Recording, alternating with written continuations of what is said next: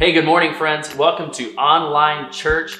Thanks for being here with us this morning. It's so good to be able to be together, even in this online way. And we are getting closer and closer to June 28th, the big day. We are almost there, friends. Thanks for being here with us this morning. Hey, if you're new around here, if it's one of your first times joining us, we'd love for you to fill out our online response card. Okay, we look forward to meeting you in person in the not too distant future. But you can get on greenhouselawrence.com/respond and give us a little bit of information, help us to get to know you a little bit better, and then we'll be in touch with you shortly to let you know a little bit more about what we're about to introduce ourselves and let you know a little bit more about how you can get connected around here even while we aren't meeting together in person. There's some great opportunities there. I also want to remind you as we get started this morning that giving has a way of increasing our heart for the city. And so you can give this morning, you can bring your tithe or your offering to the Lord. You can text Greenhouse to 73256. And one of the things that happens when we give financial resources or other resources away is that our heart follows those things. One of the questions we wonder that we have on our wall, on our vision signs is, will the city miss us if we disappear?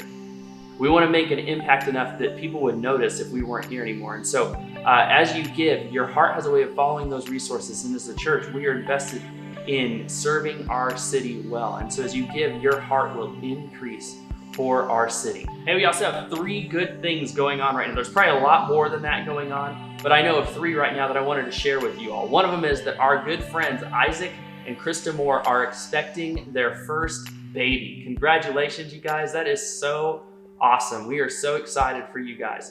Our other friends, Josh and Katie Carson, just celebrated their anniversary this week. Happy anniversary, guys. 3 years of marriage. So excited for you guys. So glad to call you guys our friends. We love you guys and we miss you so much right now, but happy anniversary to you. And then Peggy Dickerson got to go, and she was a part of a really beautiful time of prayer this week in Kansas City, just calling upon the Lord for his wisdom and for his insight into how to deal with all of the tension that's going on in our country right now. And she said it was a really beautiful, informative, and moving time there. And so that's really exciting. So we're doing things a little bit differently this morning than we have been the last several weeks. It seems like we're at a pivotal moment. We're at a crossroads in our country when it comes to the issue of race relations. And it seems like there are more people that are ready to address this in a way that maybe we never have before. And so it's been convicting to me. It's been challenging to me, but I've learned a lot, and it's also filling me with hope that we actually have a way forward.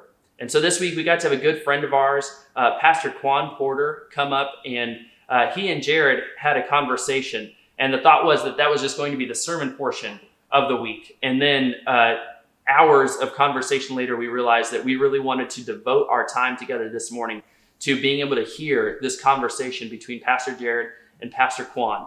And so we won't have singing this morning. We won't have Steve leading us in a prayer time. We'll actually be focusing just specifically on this conversation. And so lean into this, listen closely, and hopefully it will help you and be as formative to you as it was to me getting to be a part of filming this week. Hey church, good to have you with us today. Man, I am very expectant of that God wants to do some stuff today with us. Got my good friend Kwan here. Say hi to the people there, Mr. Well, hello, Kwan. people. This is Kwan, one of my absolute best friends for 20 years. And we go way back. Way back. I mean, like way back to when I didn't even know what this guy's name was. So we were working at a school, at elementary school, like they have like after school program. And so I was the new kid on campus, and I was showing up to work, and everybody telling me about this guy, like he's the coolest, like you gotta meet this guy. Well, what I didn't know was that they were moving him to another school, and I was taking this guy's class. And so like, that's great, let me follow this. And so I walk in, and then all I hear about is how great he is. And I'm like, well, who is he? And I see this guy walking in this puffy coat. And I'm like, who's this dude in the puffy coat? Was it blue? My blue It was puffy the blue coat? puppy. Dude, come that on blue now. puppy coat, not Chevy Bronco. And so I'm like, that's the guy, that's Jared. And so anyways, me and Jared got to know each other. You remember what I first did to get to know you? I gave you guys a little something. Yep, you did.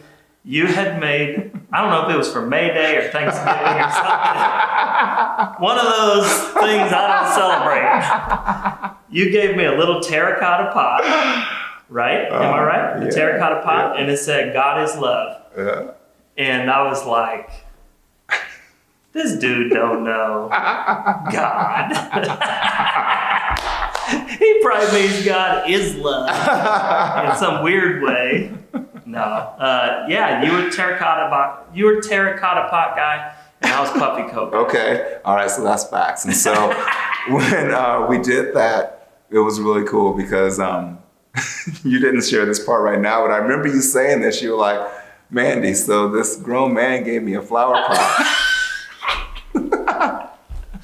and it had this like this something about God on it, you know. And he says, "I don't know if he's a Christian. I don't know what he is, but maybe we should find out." And so him and Mandy invited us to hang out, me and my wife, and we went out on a date. The rest is history. Yeah, that's right. Yeah, man, we've been hanging out since then. Been through a lot of stuff together. Yeah. Neither of us had any kids. No, this was when we were free people. Yeah. And now he's just kidding. Yeah. Now he's Uncle Kwan, and now I'm Uncle Jared. So that's how that has worked. Yeah. But it's been one of my favorite things in life, just being your friend, and excited about all that God can use our friendship for, especially in times like this. Amen. And so excited to share that with our church today. Yeah. Yeah. So early on, we started hanging out, and if you remember, we spent hours and hours in Bible studies. I think on Wednesday nights. Wednesday nights, we were. So just to catch everybody up, so I did know Jesus at that time, but I hadn't really learned how to walk with the Lord in a relationship.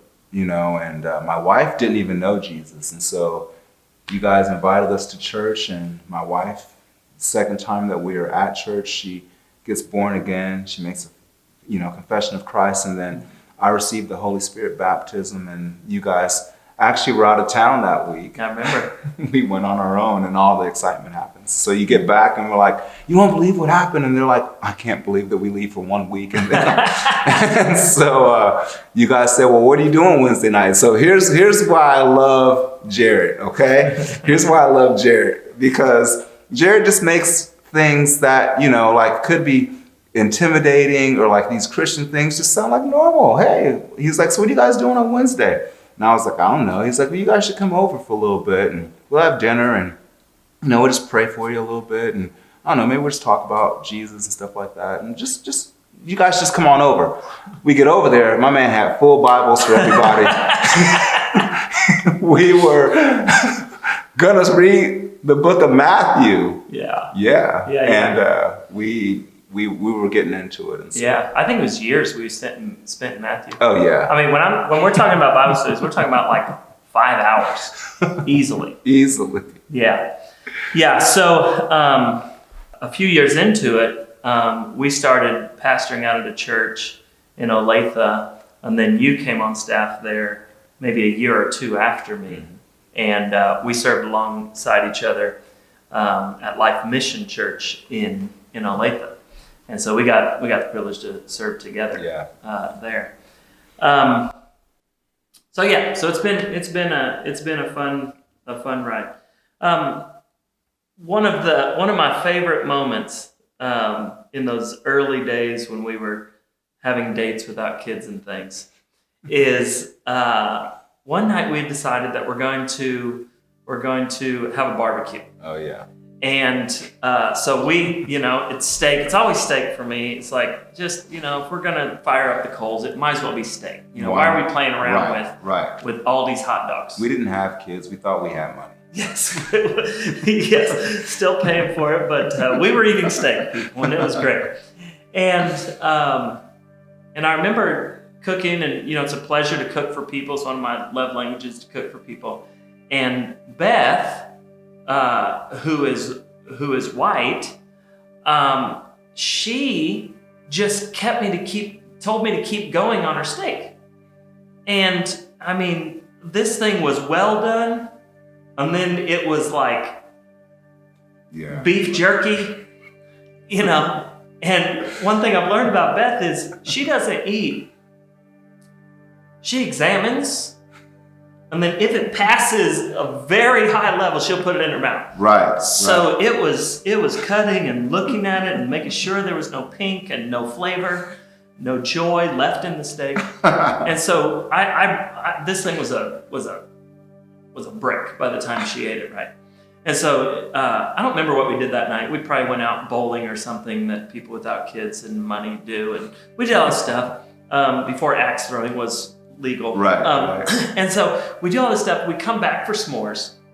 We're out in the backyard, and Beth is burning all of her marshmallows. I mean, just like crazy. and Mandy says, sweet Mandy. She says, we know Mandy. Yes. She's always been sweet. She's always been sweet. Yes. And Mandy says, wow, Beth, you really like everything black. She did. And I was just like, what is she doing? Like, we hardly know this. This was maybe the second time at your house hanging out. And so she says it, and I see Jared immediately. If she likes everything black, Jared is the whitest that I've ever seen any person. And he just goes, and I look at him, and I just go, whoa.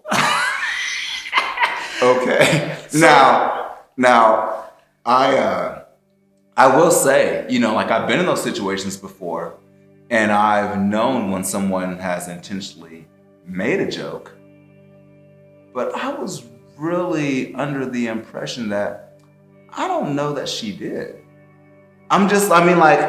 She didn't say anything. And so when she said it, I look at you and I'm like, whoa, and she just went right on with her talking. Her and Beth. Yeah, like they're just talking. They're just talking. So like the rest of the night, okay, all right, bye guys. I close the door and I look at Mandy and I go, what are you doing? And Mandy's like, what? And I'm like, she likes everything black? I'm like, what are we doing? And she just immediately just tears up and she's like, I meant nothing. I meant her steak was black and her marshmallow was black. She's like, it never occurred to me what that might have meant, right? And so she immediately calls them. This is a long time ago. You have a machine, like a literal machine. Back in the days of the answer machine with the tape that you could flip over and then record over. Yes. And so she leaves a message. Hi, this is Mandy. You just hung out with us, maybe for the last time. I had no clue. So the funniest part about it, I think, and I'm telling this story for a reason, but the funniest part about it is that Mandy was talking to Beth. So they're having this conversation. We're there, and you and I see it one way, and we're like, that was kind of weird. That was kind of awkward. So Beth goes and listens to the message, and she's like, oh, I didn't take it that way. She was talking about the steak and the marshmallows. And you and I are just like, oh, okay. So they didn't have any. I just, it's a fun story, but I wanted to talk about that today with our church because we've got to start understanding as the church and just as human beings that we are experiencing the same things and having oftentimes completely different experiences with the same event. Oh yeah, 100%. And I mean, it's, that's a great example of that because it was even, in that scenario, we heard something that was directly related to race. Now, the reality is that happens where it is very intentionally about race. And just like in that scenario, Beth and Mandy as two white women never heard anything. Wow. Right? But there's definitely been scenarios where I've been in something where something was definitely said and I heard it and the person saying it knew what they were saying, yet other people that are white that have not had the same experiences didn't hear a thing. Got it. And so those things are realities. Those things happen, and we have to be aware of that reality, because if we're not, then it's like we take the power away from the person who's having that experience to really be heard. You know, because if like, let's say that something had happened and I come and I try to talk to, you know, one of my white friends and say, wow, like, I just need a moment, like, you won't believe what happened to me today. And I start saying the story about what happened. And as a Black person, you can, like, you know, you can feel things. Like, there's a spirit behind what you say. There's just, you get used to knowing what something is. Wow. And if I come to one of my white friends and I say, man, I just need to sit down for a minute and just talk to you, like, I can't believe what just happened. And I start talking, and then what I'm hearing is, instead of, you know, like, wow, I'm so sorry that happened, I understand, you know, that could be real. I can't see that, but I understand that could really happen to you. Instead, sometimes what I get is, no, no, maybe what they meant was, no, like, that can't be, or, you know, have you considered this, and just all those things. And while I even understand, like, the heart of that, most of the times it's like, you know, they think that that's comforting. What's truly comforting is empathy. Wow. You know, like, just to say, I'm sorry that happened to you. Like, you don't deserve that as another human being. Like, you shouldn't have to feel that way. That's true comfort. And for another person to be able to hear that story, so like, if it was a white person that I'm talking to, I feel like sometimes that's difficult, maybe because they feel like threatened or defensive because it was a white person, and maybe you think I'm going to think differently about you. But see, we got to stop that. We got to really recognize that, no, like, just because a white person did something to me, I cannot let my heart stay in a place to where I'm now just going to be suspicious of all white people. Like, I just can't. I can't live like that. I can't let that bitterness or that unforgiveness just reside in my heart. And so when I'm coming to you and I'm talking to you, what I'm actually doing is saying that I trust you. That I think that you are a safe place for me. And how we handle that situation moving forward will determine where we go from there, right? Right. But no, like, me confiding in you is actually the opposite of you needing to feel threatened. It's an invitation for you to come near. I've had experiences in my marriage where I've tried to comfort Mandy. Oh, that's not how they meant it. That's not how I meant it. That's not how these things are. And that exact same thing where it's like, empathy is needed, you know? And I think also with Mandy, and oftentimes women have this ability to feel through what is said. So it's not so much what is said, but there's a feeling that I walk in the room and I know that I am seen predominantly as a Black man. That sort of knowing and feeling is something that is often more true. Yes. Than the science or the absolute. It's actually more true. Right. And I think we all know that in something like sarcasm. You know, oh, hey, Einstein. It's like, he didn't actually think you were Einstein. You do realize. I really want this to be known, because does it ever happen where people misinterpret things? Absolutely it does. You know, I'm not going to sit here and say, I've been 100% correct every time I thought someone, you know, like, that's ignorance as well. But when you live in something and you experience it, you become more familiar when it's real and when it's not. And what we have to recognize is, if there's a certain group of people who are living in a certain experience, then it's really kind of arrogant for the other group of people to say that they can speak to it at a better level than I can. You know what I mean? Like, that's kind of arrogant for a person to say, well, actually, that probably wasn't, because that's not been your experience where it has been mine. And I think that goes into everything. We just happen to be talking about race. But if it were, you know, anything. It could be someone who's a parent and someone who's not a parent saying, you know, you really shouldn't do your children that way. You really should try this. And like, what? Do you have any kids? No, I've never had a kid in my life. I've never even babysat. Like, no one's gonna do that. Yeah. And so we just have to recognize these things. What I've seen is that sometimes it's harder when it comes to race because there's so much emotion involved and it's emotionally charged. And so we kind of lose some of our basic human relation because we let our emotions get in the way.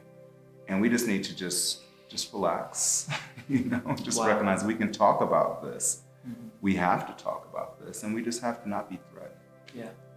Yeah, I think one thing we've talked about before is the backyard barbecue story we just told, that our relationship over the years has been so strong over the years. Been through a lot of stuff together and just enjoy each other and just all the stuff. It hasn't been because we found a way to not let race impact our relationship. Absolutely. It's actually because we celebrate. It's like, this is awesome. Yes. And, you know, I'm interested in your ideas about the idea of, is color blindness a thing that can be achieved? Is it something that you wish to have? Do you wish that the world was colorblind? Talk to me about that. What are your thoughts about that? Yeah, so me personally, no, man. Like, I'm Black and I love it. You know what I mean? Like, what I wish is that everybody will love it. How about that? Because what I celebrate about being Black are the things that I enjoy, you know, like I love how, like, as Black people, you know, like we can be, you know, like just expressive and you know, we have like, and I'm just talking like not as a people, I'm talking about like if I get together with other Black people and we can just be expressive and just let loose and just have fun because we know that everybody understands us and we know that like the things that we're going to talk about we have in common and it's just fun like that. That is great. And for you specifically, like because you and I got so close, you would be at our house or like around my family and we would do the same kinds of things with you present. And I don't know if you guys know this, but your boy would be one of the main ones jumping in. And my family still tells stories about that night we was hanging out with Jared because Jared is crazy. So anyways, that's another time. If you guys send me enough gift cards, I will give you all the dirt. Don't talk about all this. Don't talk about all these. Don't talk about a big old chicken. Man, there's things I'm not even going to say right now because I haven't got the gift cards. I haven't got the gift cards. Yeah. Okay, so no, but in all reality though, no, like I want people to say, I see your color and it's valuable. Wow. I see your color and I think it's beautiful. Wow. Because that's how I see it, you know, like, so my wife is white, as we already said earlier, and I'm Black, and we have biracial children that are beautiful. And like, and I really think that, you know, there's a lot of people in this world right now that do see that, but I think just because we want to be, you know, we want to be progressive, we want to be, you know, leading the way, that we'll say things like, well, I don't see color. Well, I don't know how your eyes are working because I see color. You have to, and I think you just need to embrace it. Wow. Shift gears a little bit and tell another story, if you don't mind. Early on in our relationship, you had a tiny little green car. Yeah. What was it called? It was a little Honda Del Sol. Honda Del Sol. Yeah, a little two-seater with a hard top convertible. Yeah, that's what it was. Hard top. Did you just take it off? Yeah, you just take it off, and then it fits in the trunk, and then you pop the trunk. That's right. Yeah, it was nice. You look so cool in that thing. I was like, man, this guy's got I thought it was a Miata. You did. You remember when Miata was the stuff? They're back. Did you know? I did. Yeah, I saw it. I was having a little moment there. Miatas are back, and Supras are back. I'm like, yes. Anyway, you had that Del Sol. You and I had run to the store together. You were driving, and the ladies were back home. We were on our way, and a police officer got behind us. And I don't know why I already knew, but I already knew that you just had a taillight out. And so the police officer gets behind us, and you pull over. And I just remember you have a very distinctive sigh, if you don't know. And you put your hands on the steering wheel, and you just went. And I'm just in La La Land over here, and I'm just like, what, man? What's the big deal? Like, it's fine. I'm thinking you're like, oh man, we're gonna be 3 minutes late now or something like this. And you just go. I go, what's going on? And I can tell physically your shoulders were tense. And you said, just watch. Just watch. You being here will help. And I watched. And this is just our experience. This isn't some blanket statement about every police officer, about every police stop, about even the experience for every black person. I just know what it was like for me. And what you said, it happened exactly. That there seemed to be a real tension, a real apprehension. His hand was hovering over his gun. He was kind of bent down. I mean, it was a small car too, but just very investigative. And I thought, I don't think I've ever experienced a police officer like gazing in my car quite as much. And he does this, and as soon as he saw me, it was kind of, he let down his guard. It was a different experience. Hey, you got a tail light out, blah, blah, blah. It was at that moment in the Del Sol that I realized you and I were cramped into the smallest car in the universe. But we were living in two different universes. Yeah. And so I think that white people hear the phrase white privilege, and that, like you already said, emotions get involved, and oh, not me, and all those things. And what oftentimes white people hear is, oh, don't tell me that I'm not working hard. And don't tell me that I've just been given everything because I'm white. Don't act like I had a silver spoon in my mouth and give me some excuse about why I'm getting ahead and you're not. What I want to say is, what I experienced in the Del Sol was I was privileged to be seen as most likely a pretty safe and good person. And that this traffic stop is going to go well. And that there's really nothing to worry about, it's just a taillight. That privilege was given to me because of the systems and the repeated stories and narratives that have been told. 400 years of race relations in this country. I was afforded those privileges of the traffic stop because I was white. And that was the first time I saw it. And I grew up in Kansas City, Kansas, if not the minority, very close to it. Most of my friends being black and brown, my best friend being Courtney Mason, a black guy. And that was the first time I saw it, even after all those years growing up, the first time I saw, wow, he is nervous about things that I'm not nervous of. He's scared of things that I'm not scared of, with good reason. Yeah, and it's, man, I really appreciate you saying that, Jared, because that's a really simple yet clear explanation of how that works, and there are many other examples like that. But the reality is that, yes, like as a white person, you're probably not going to have the conversation with your kids that I've already had with my son. I'd love to hear about this. Tell us that story. What's that story look like? Well, I mean, it's like, because I've told you, yeah, tell me what it's like to coach your biracial kids. And what was your answer? Oh, I was like, this is a short conversation. It's one sentence, you're black. Mm. Like, that's how the world is going to see you. And so, like, to use the example, you insert my son into the Del Sol, who's biracial, but the cop sees a young black kid in a little two-seater convertible car. Wonder if he's a drug dealer, or, why does he have this nice car? I mean, and that literally is, like, I'm not being anything. That literally has happened to me when I was driving that car on another traffic stop. And so for my son to be able to go out into this world, it's crazy because I don't want to put fear in his heart as a parent. I don't want to create a narrative in his mind that he hopefully won't even have to face.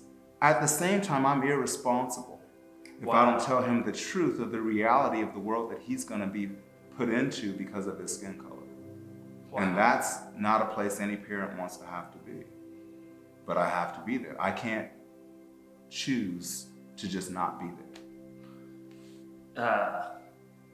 I have never, as a white parent, thought to myself, I'm being irresponsible if I don't go through all the ins and outs of how to act on a traffic stop and try and get my kids to change a narrative that has already started in a police officer's head.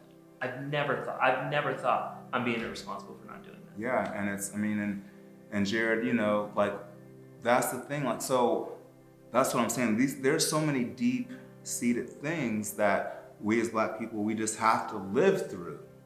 And so when we come and we are talking with one of our white friends, the level of just listening to understand and show empathy, you have no idea how much that touches someone.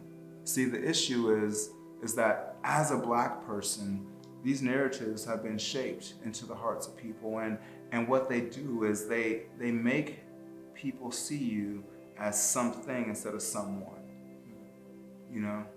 Like less than human. It's dehumanizing to just not even know me, but to think, well, you never know what, am I gonna live out of this traffic stop? Black people are dangerous, or whatever it may be. And so when I get to sit down with you and we're having an honest dialogue and you listen, even if you don't understand, but you're wanting to understand, you're wanting to listen, you're wanting to hear, then that humanizes the conversation. It humanizes me because now you're hearing me as a human being and as a person. And that's really one of the best things that can happen as we seek to gain understanding and grow closer to each other. So just talking about, like that conversation. Let me interrupt you for just a second. You said, I don't know that cop's heart, but these are the experiences I have. You know my heart. Right.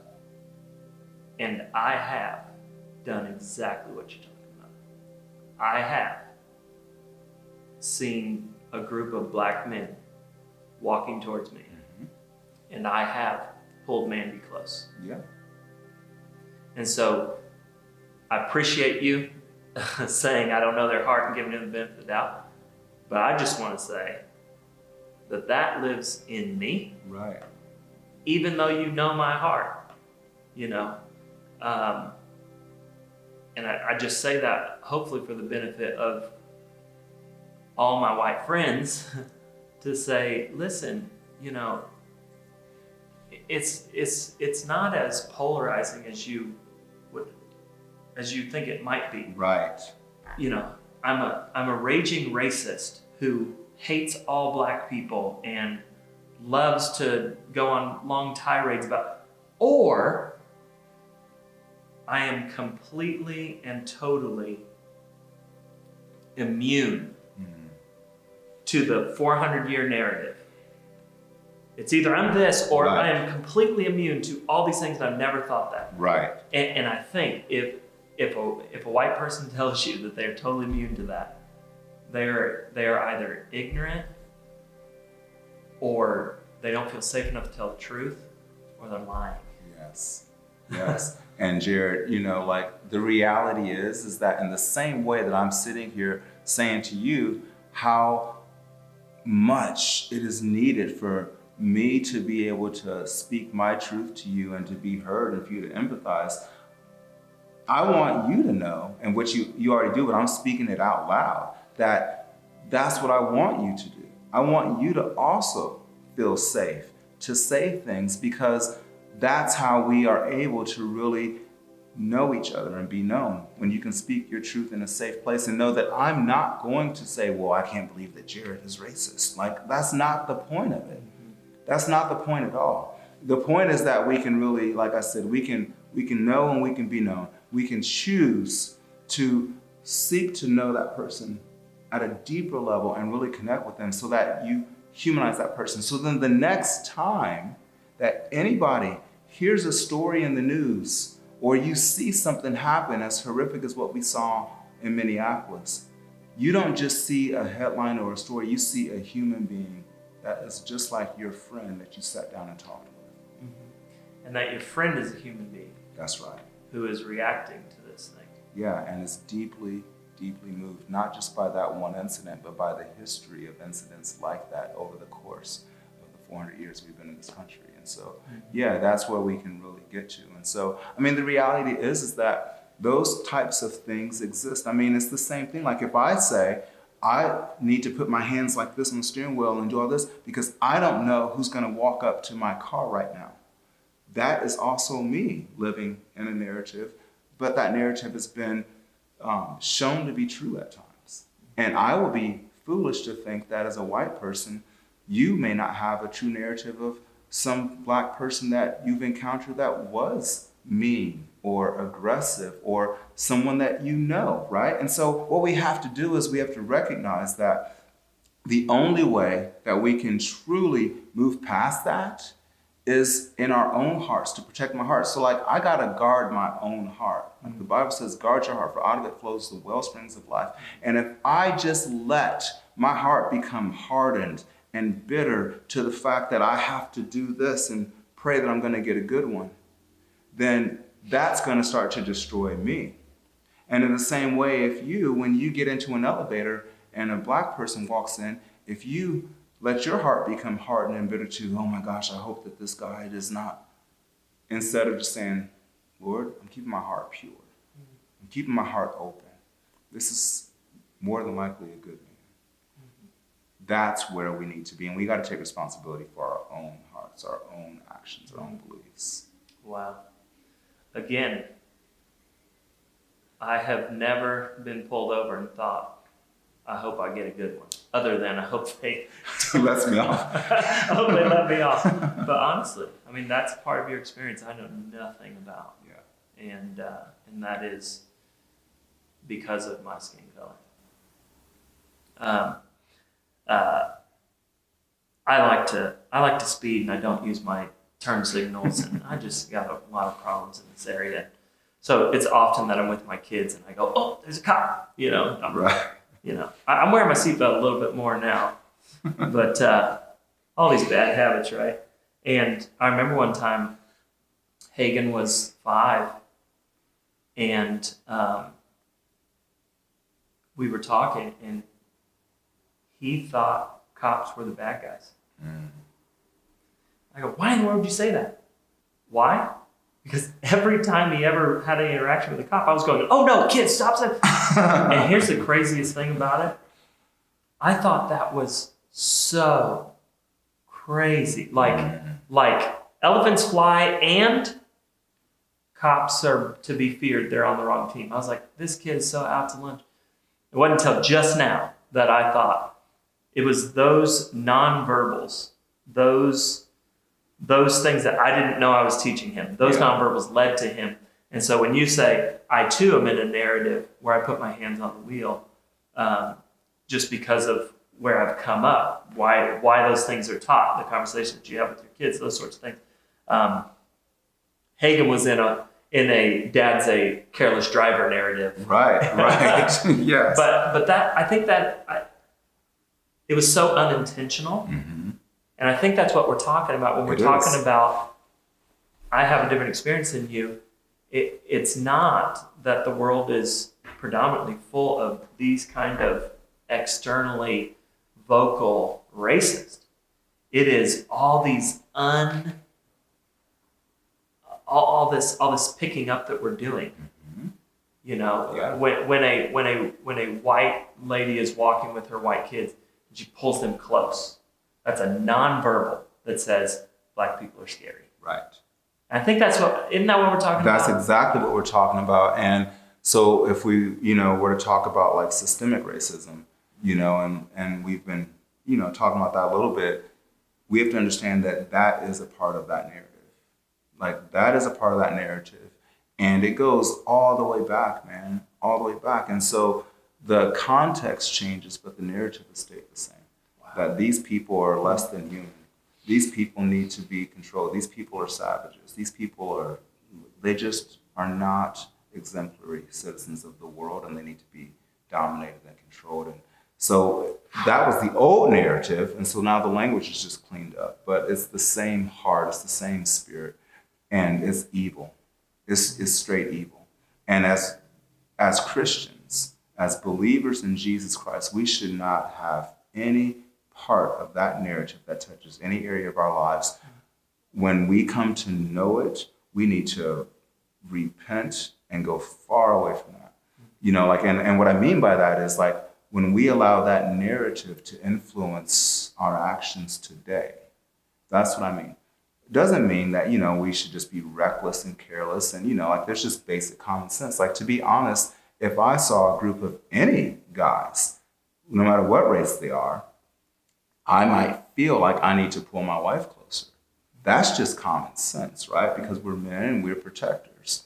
But when we start to be influenced by that narrative and allow, just because I see one black guy walking, you want to hear a true story? True story is this black guy in Johnson County goes to the courthouse. I'm a pastor. I have my Bible in my hand. I'm wearing a nice shirt, not a t-shirt, because I'm going to someone's court trial to represent and just show support for them. I get into an elevator. There's already a lady in there. The elevator door closes. This white lady takes her purse, puts it on the other side, leans up against the elevator door because I got in the elevator. I'm literally holding my Bible in the hand that you think I would snatch your purse with. Wow. What kind of conversation do you have with your kids to prep them for the reality of race? Yeah. Whether it's driving a car or whatever, I just give you freedom to. What does that conversation look like? Well, I mean, the big thing, like I said, Jared, is that I first and foremost gotta I gotta guard my kids' heart. I gotta teach them to guard their hearts. Like, we can't walk around with this type of anger or bitterness or resentment, even, hating your own skin color because of how you get treated by it. And there's this long litany of things that could really come into play here. And so the first thing I tell them is that you're beautiful, that you are amazing, that you bear the image of God upon this earth, and that there is no one like you. And I'm so proud of you. I'm so proud of who you are as a person, even though, I told you to take the trash out 5 times and you still haven't. And so I tell them, just about who they are, because see, what we have to recognize is that at the core of just about every issue that a person faces in life, it's an identity issue.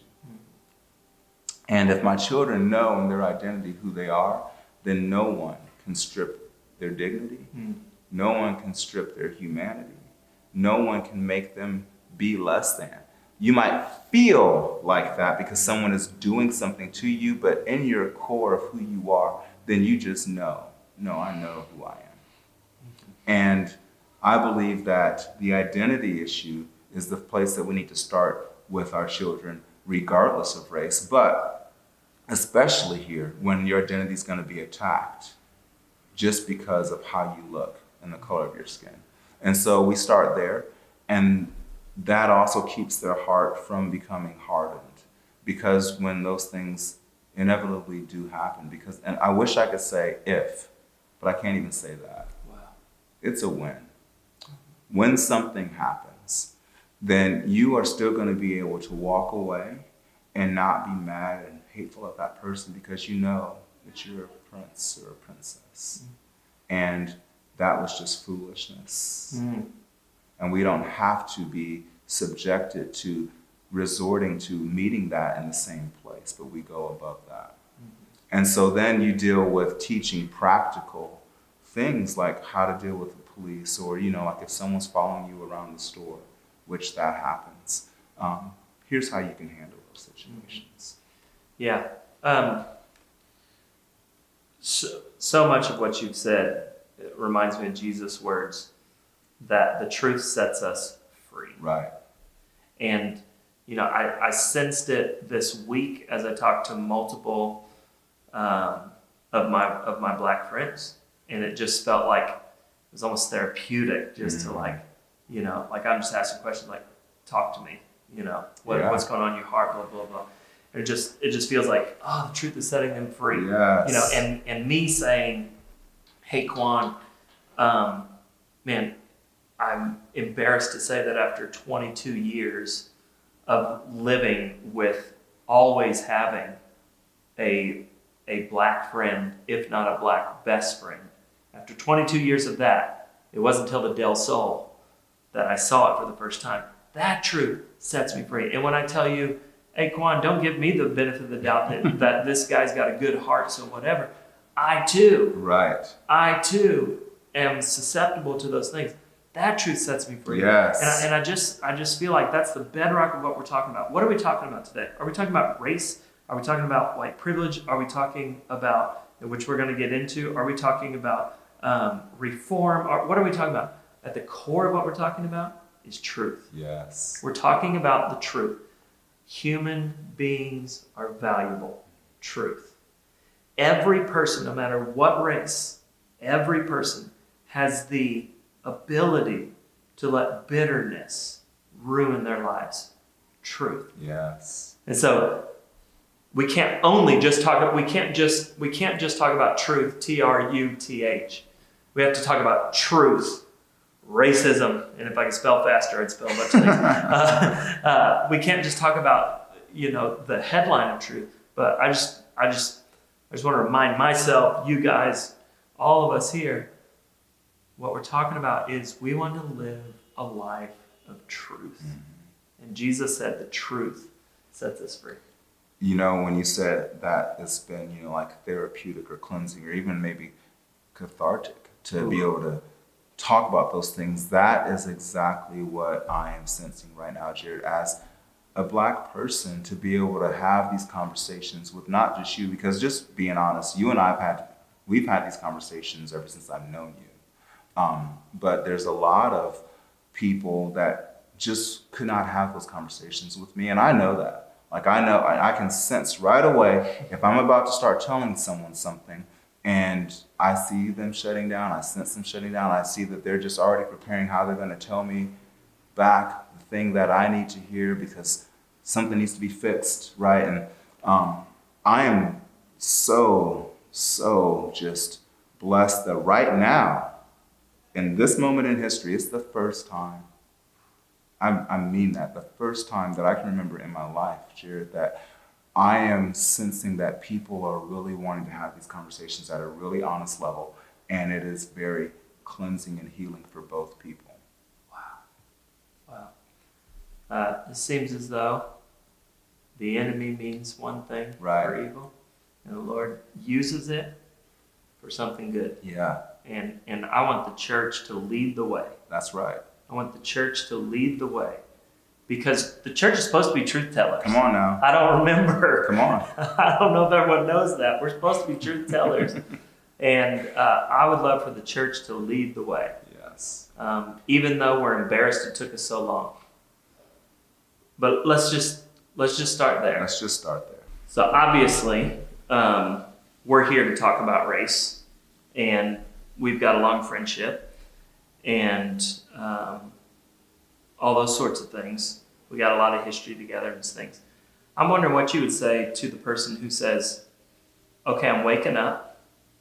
I'm starting to see you know, maybe I've heard this story or another story about how my world might be different than my black friends. How do I start a conversation about race? Like, that sounds hard. Right. So do you have any tips, thoughts about, you can speak from the platform of a black man, but also just your personal platform. What are you responsive to? What works for you? What do you see as kind of like you mean well, but please don't do this thing? What's it's cringe, you know. Right. Talk to us about that. Yeah, well, I'll just give you the simplest, most easiest way to enter into these conversations. It's just, I mean, everybody knows what's going on right now.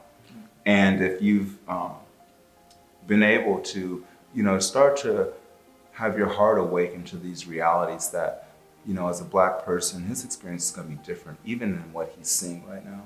So just a simple, hey man, how you doing? I just want to know, how are you? What's going on with you? Because I see what's happening. And I know for me, it's impacted me, but I can't even imagine how it's impacted you. And then just listen. Wow. So outside of just a personal conversation and seeking healing and understanding, do you have any thoughts about how the church should be responding right now? How should the church lead the way? We just got super excited. Right. The church should do this. Yes. And then I'm like, that's great. What do you see? What kind of ideas do you have as far as how the church can start to mend and heal and advocate? And I'm curious. Yeah, man. Well, first, let me just say thanks for asking that question. Because I think a lot of times what we've done in the past is we just think we know what people need and then try to just give it to them.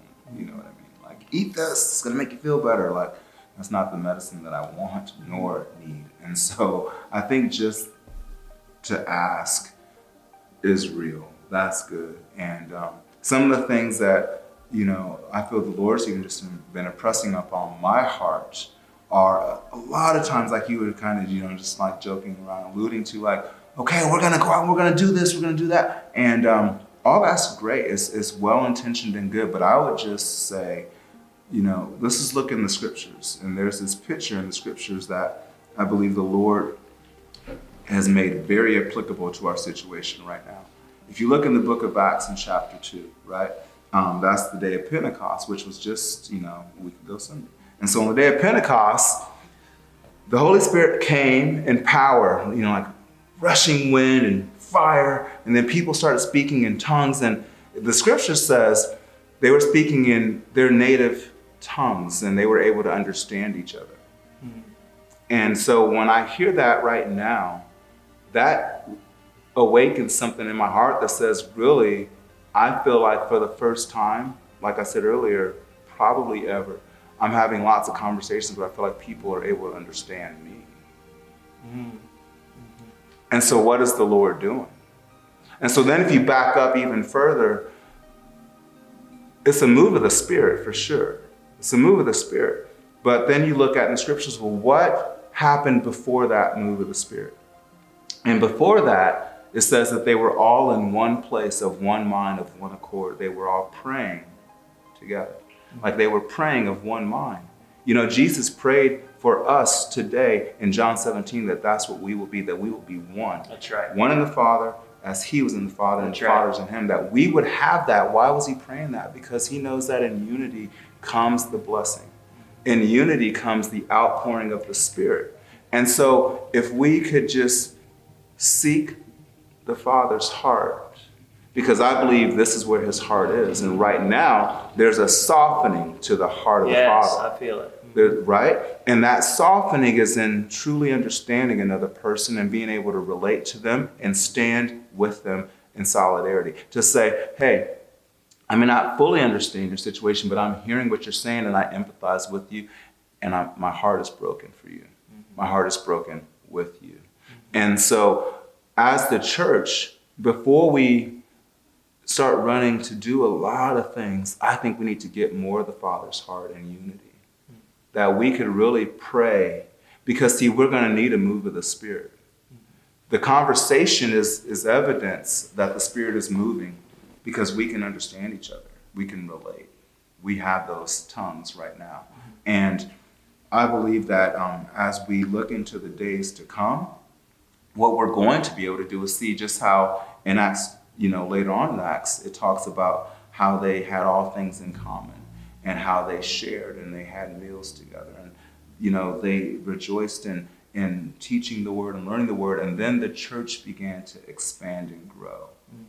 you know, I think that's really the same picture. I think the Lord's going to show us, even beyond just the healing that's needed between races, he's going to show us what it looks like for the kingdom to expand and grow in the midst of this. And we as the church get to really lead the charge in that.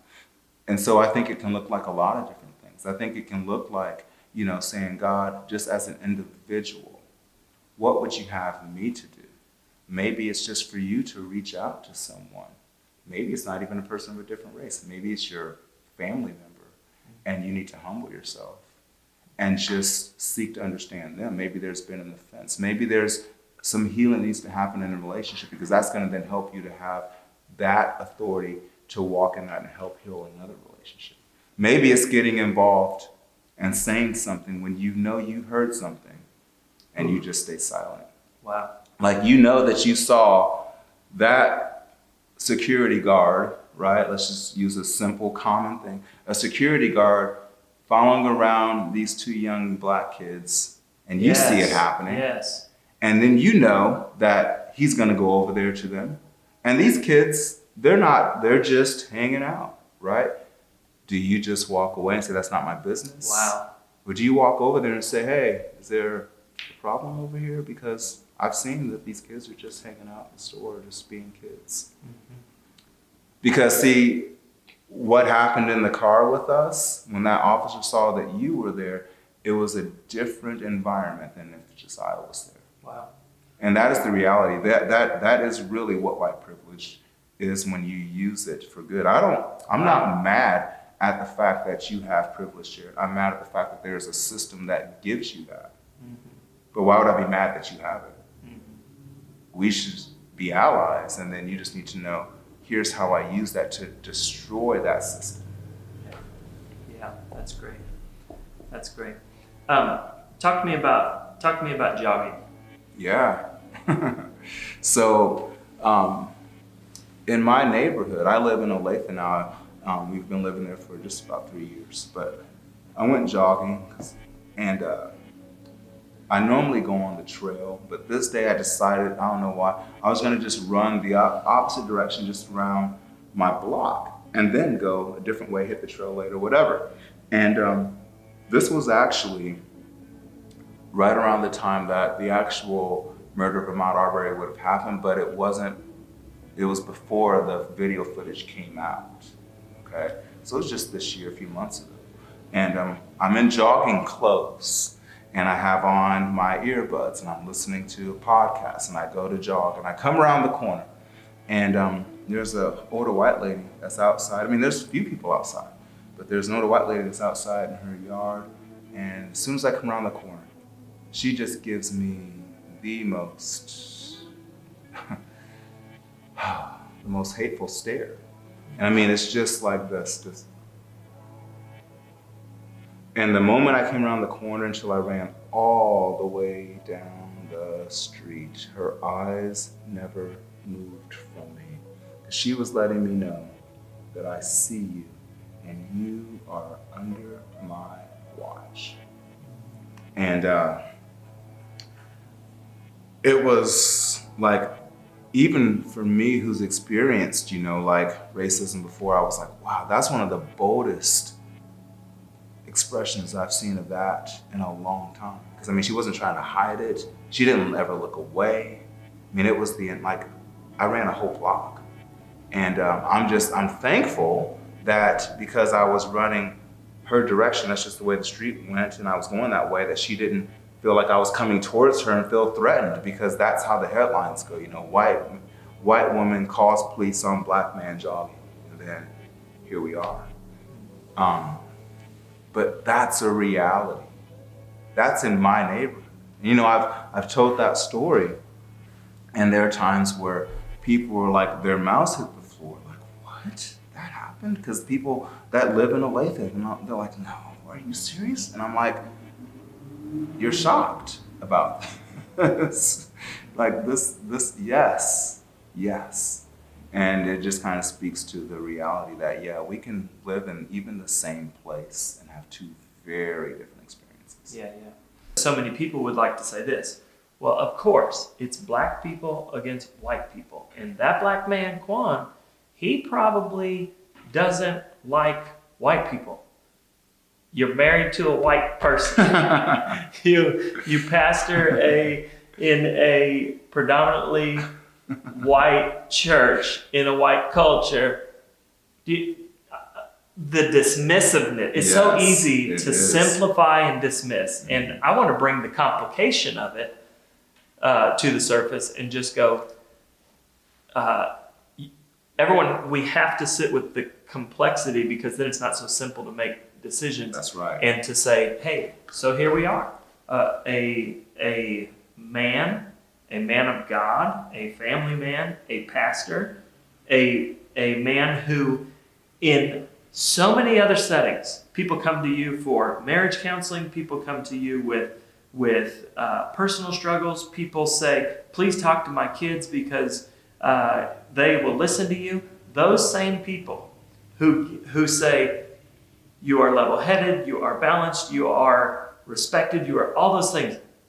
Those same people who would honor you and hear you in all those other settings, for some reason, what sin does inside of us, when it convicts us or it's something we don't want to hear, or, oh, that's so ugly, it is, well, I mean, Kwan probably just doesn't really see it the right way. I mean, so instead of seeing this through the lens of, Kwan's probably right. I believe Kwan in all these other settings, but I just don't believe in this setting. Right. That to me is something I've seen so much before, and I love your suggestion. What can we do? Right now it's, if you see something, say something. Man, maybe that could be applied to this too. When you see your wife or your neighbor stare down a black man, to come up behind her and say, hey, man, that same narrative plays in my head too, and we just got to get rid of that. Yeah. And I don't know if you have intentional, whatever, to do that, or to the grocery store. Hey, that to me is advocating. We came to the rallies that have been down here in Lawrence, and we listened to the speeches, and we did these things, and we saw the signs, and we experienced the things, and we debriefed with our kids, and we've gone through this whole thing, and a lot of that is great. It has caught some attention, but I think where we go from here after these things run their course, how powerful, do you agree that those moments of, hey, that's Kwan. Do you know Kwan? He lives down there. He's been there for this many years. Here's who he is as a person. Right. You should go meet him. Right. Do you feel like I do? I'm curious if you do too. Do you think those hold the real power to make change? Those moments, if we multiply that across millions of people, that those moments could change culture in a way that a rally can't. Oh, 100%. Because what I have just personally experienced over the last, few days, just in conversations, is I've had people say to me, wow. And it's not about me. All it is that they are, for the first time, being able to experience something that's so different from where they have sat their entire lives, that their hearts are being touched and changed. And so I have people saying to me, wow, my whole perspective has shifted. And I'm so thankful that we got to talk, because now I'm different. Yes. I'm different. Yeah. And yes, because now that person is different. And then that means the people that they can influence to also be different. And it keeps going and going and going. And so we are writing a new narrative. And the new narrative is, no, I sat down with my friend who has been treated this way, and it was not deserved. I know him. And then more people can say, yeah, and I know, and I know, and I know. And we have now said, the mysterious person who's doing all these things that nobody ever sees, maybe that doesn't exist as much as we think it does. I'm curious if you've got one or two ideas for policy change or a difference in the systems that would also do it. So I'm totally on board Yeah. for us doing relational heart work, and that's great. I'm also curious if there's something else, a different portion of this, not better or worse, but are there some policies that, or some systems that you go, man, if we could get that thing right, and we got this other thing going, we could really make some headway. Is there anything that just pops in your head? Well, yeah, for sure. I think, just looking at police, which if I haven't said this already, I think I did, but I don't have a problem with police as a concept. Even, you know what I mean? Like, even with the fact that I have to run that, I hope I'm gonna get a good cop right now. I can honestly say that I don't, because I understand that there are plenty of good cops. And in fact, I have some good friends that I pray for. That even since this happened, man, I know that some of my cop friends were working the rallies in Kansas City, and I was just praying for them. Like, man, you guys need to come home, But within that system, there are some flaws. Okay. And the fact that the deadly force can be used at the rate that it's used, and we've seen that system of deadly force being used and cops being able to justify that based upon minor things that are speculation at best, that needs to change. And then, the way that in IA, the internal investigations happens, that's all internal. That needs to be an external company. Oh, that wow. Comes and really helps to investigate those things. And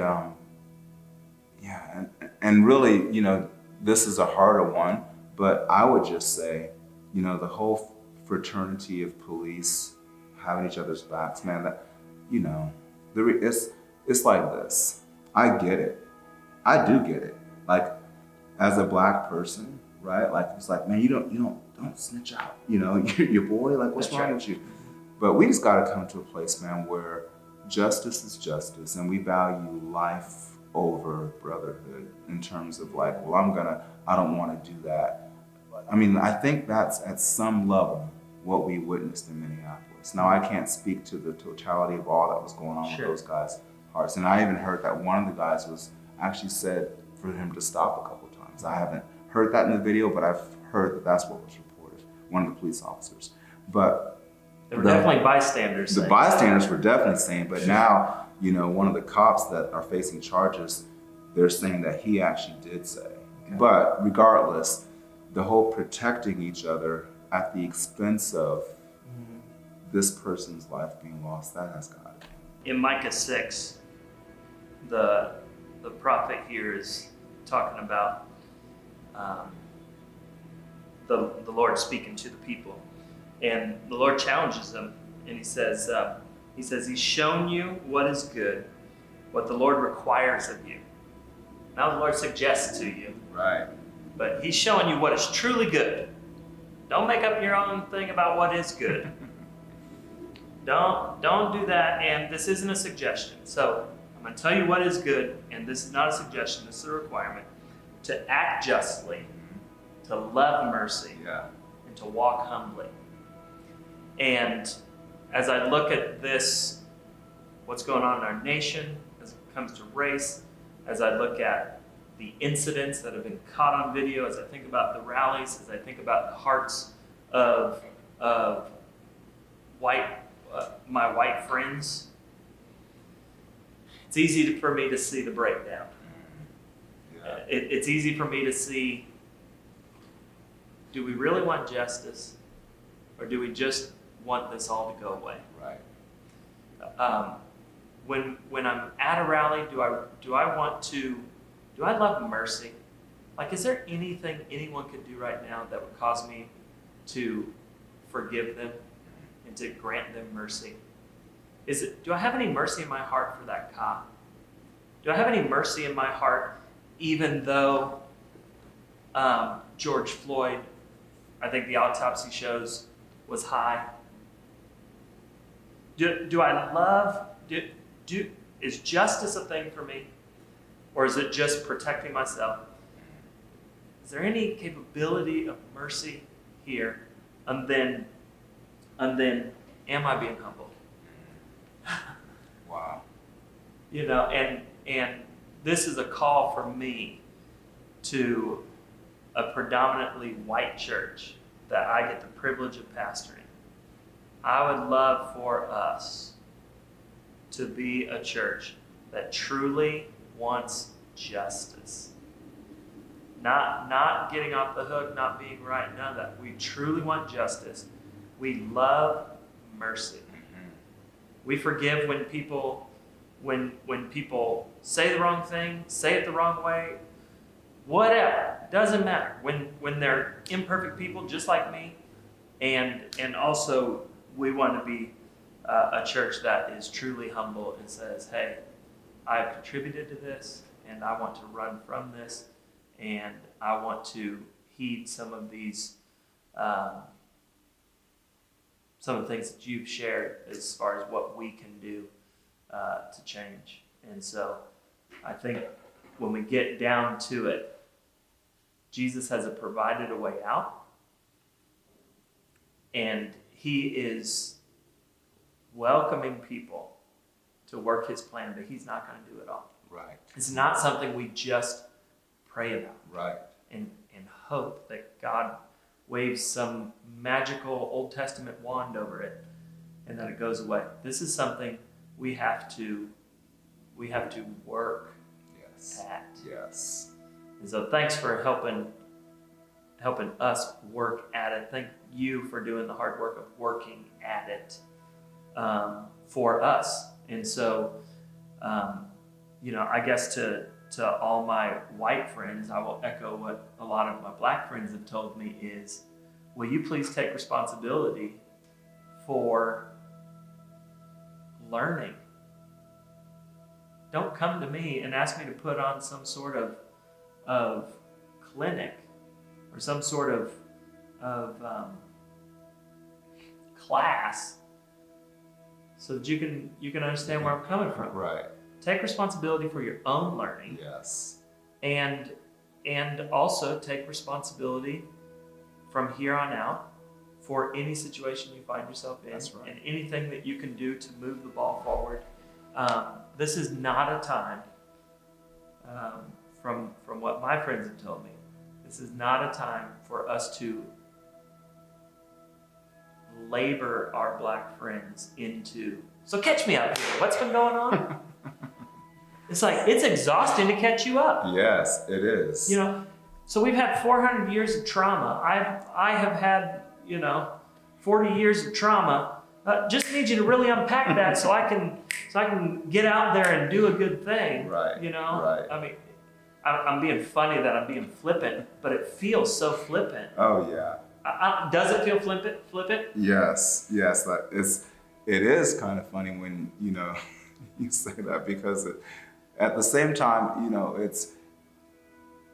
it's just so beyond, like a conversation. It's so beyond, like what even I could just, like if I were to spend the next 2 weeks with someone and all we did was talk about this day in and day out, it goes so much further than that. There are so many implications, there's so many levels, so many facets to this that here's the way that I was thinking about this, and this happened this morning. So this morning, I got some different kind of tea, and I was excited to try it. Right? I'm a tea drinker.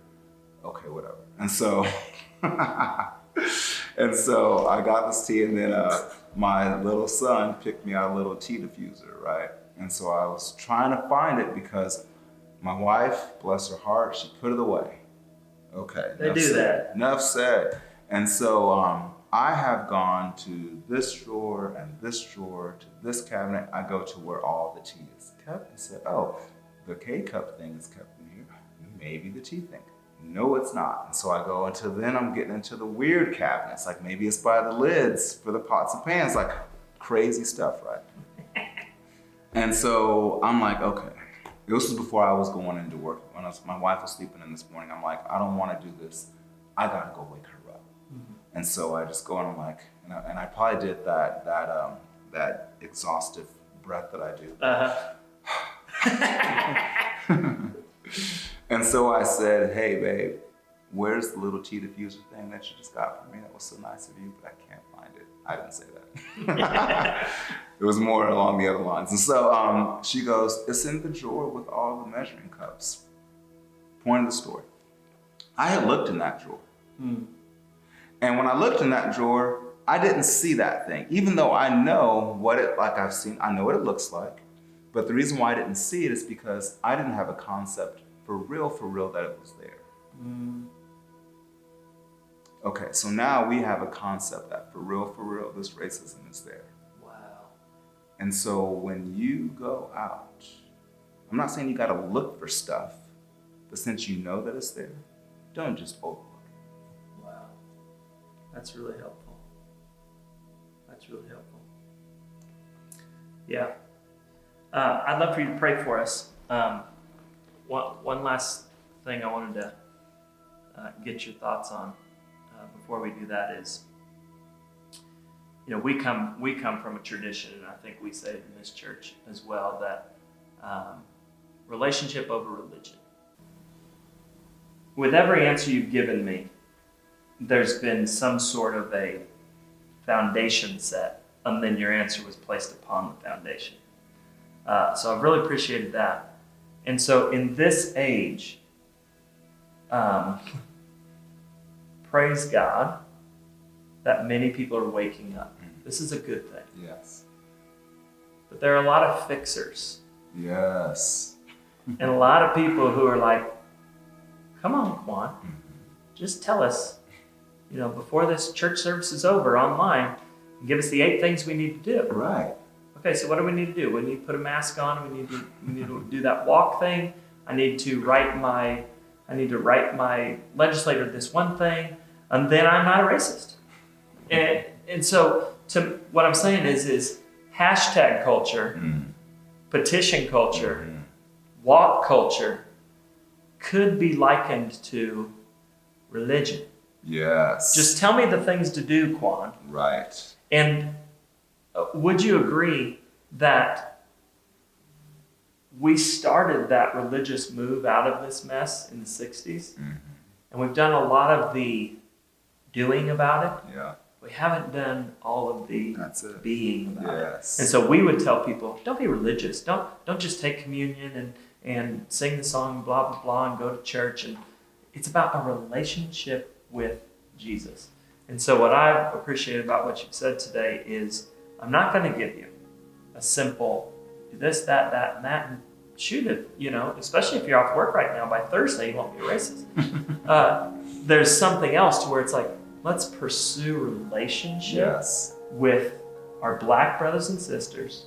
Let's pursue relationship with our own inner healing and our own heart and Yahweh. Come on. And let's love truth and justice and all the other equality and all the things that make up truth. Let's seek that. And if we let that Yahweh change our hearts and change our minds, and we do the hard work of relationship, we will see change in this nation. Bingo. That's my heart. 100%. And you said it beautifully. Praise God. There is a way out. Jesus, there's not one knot that Jesus's good ways can't loosen. Yes. If we cooperate with him. And so you've given me hope. I think you've given us hope. So thank you for investing in our church today. My hope is that all of my white friends in our church leave scratching their heads and going, okay, I've got something new. Jesus, let's start talking about this. And I hope that all of my black friends in our church leave going, there's a long way still to go, but it feels good to see a spark. So I hope hope is rising. That's right. Yes. I would love to pray into that. All right. Well, if you'll pray for us, that'd be amazing. Yeah. Father, we thank you that you've given us this ability to know you. that we can have a relationship with you through your Son, Jesus Christ. And Jesus, you've given us the promise of the Father, the Holy Spirit, who guides us into all truth. And so that's our prayer today, God, that you will continue to lead us, to guide us into all the truth. No longer, God, no longer do we want to look at things yet not see. God, we want to be aware of our brothers and sisters around us and their experience, what's happening. Lord, I thank you that we're able to be heard and to really know each other and to be known. And Lord, I thank you that you are doing a new thing. And we just declare that right now. We just speak it out, that you are doing a new thing. And we say, Lord, have your way, that we choose to seek first the kingdom of God and your righteousness, knowing all these other things will be added unto us. And so as Jared has eloquently said, that hope is rising, we just hang on to that truth, knowing that, God, you are faithful.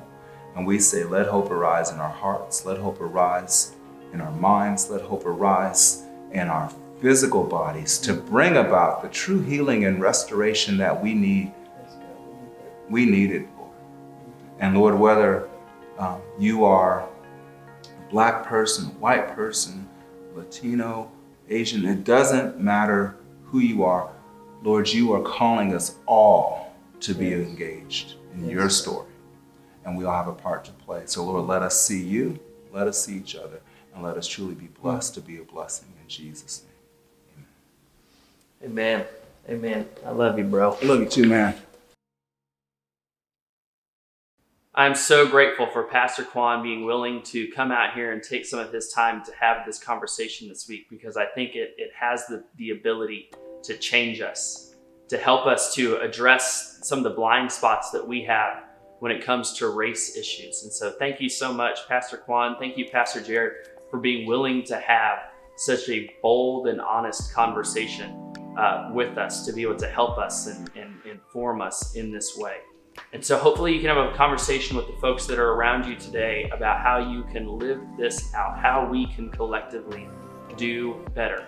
This is a cultural moment, but may what the Lord is doing through it not fade as the protests fade. You know, once again, if you're new around here today, if there's something that just clicked in you and you realize, man, I want to be a part of following Jesus, or if you have a prayer request or a need or something going on, you can fill out that online response card.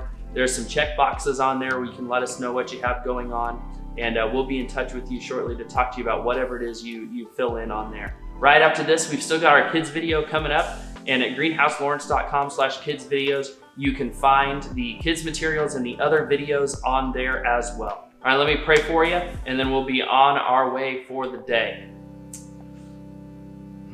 Lord, thank you so much for this moment that we got to share together this morning.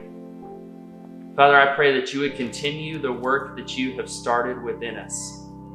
Lord, I thank you for the way that you work through our discomfort and our tension and our kind of not knowing what to do. Lord, that you're at work in the middle of that. Holy Spirit, we invite you to root out any and all prejudice that exists within us. Lord, would your church, would your family put on display just the beauty of being able to celebrate each other's differences within this unified family of people that follow you. God, we ask that you would help us to be a people that act justly and love mercy. And God, we pray for justice for George Floyd. God, we pray for justice for our Black brothers and sisters. Lord, we pray for a new work to be done.